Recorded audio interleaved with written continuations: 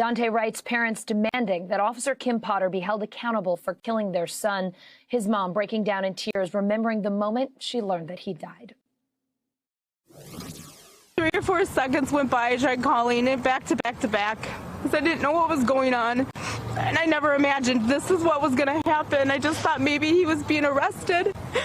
And then when I called back, the girl that he had in the car answered the phone, and it was on a FaceTime. And she said, she was crying and screaming, and she said that they shot him.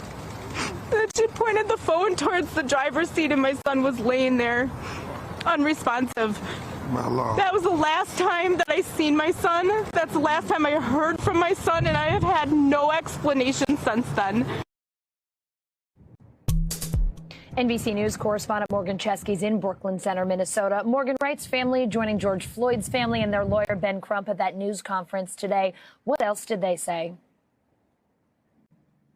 It was an emotional moment, Allison. Both families had a chance to go up there and share what was on their hearts, what's been felt over the past 48 hours. And you need to keep in mind that this is a community that's still healing from the loss of George Floyd. I spoke to a gentleman at the vigil for Daunte Wright, and he says that this only exacerbates the pain that everyone still feels. And I asked him how much longer before you can move on from this. He said he didn't know. And so each family standing side by side essentially made a statement in that they want permanent change to come.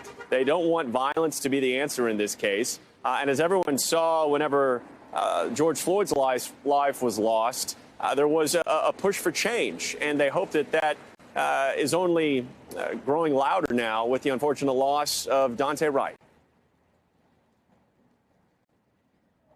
Morgan, around the same time today, Brooklyn Center's mayor announced that both the officer who shot Daunte Wright and the police chief are no longer with the department. Here he is.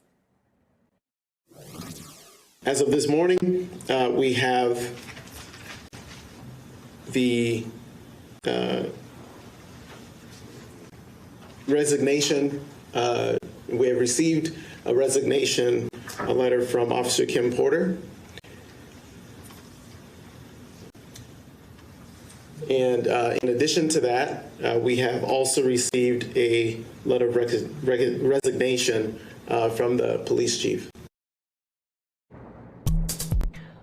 Morgan, what do we know about Officer Potter's decision to resign, and what does it mean for this investigation?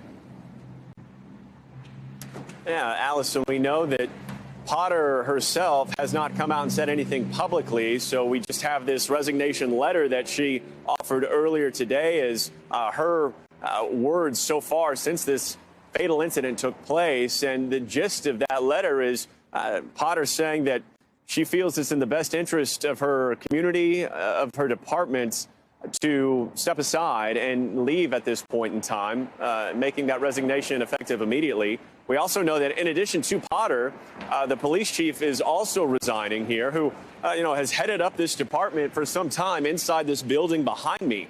And we're seeing real-time change happen within the structure of Brooklyn Center, because it was just yesterday that the mayor relieved the city manager of his duties, who oversees the police department. That is now the job of the mayor after a recent city council decision. So change is in play here. As far as what Potter's resignation means for the investigation, it essentially won't have much of an impact. That is continuing to go forth with the Minnesota Bureau of Criminal Apprehension leading that. She's just no longer on administrative leave at this point. Allison? Got it. Morgan, there were protesters and police back in the streets last night, second night in a row. Is the community expecting more of that tonight?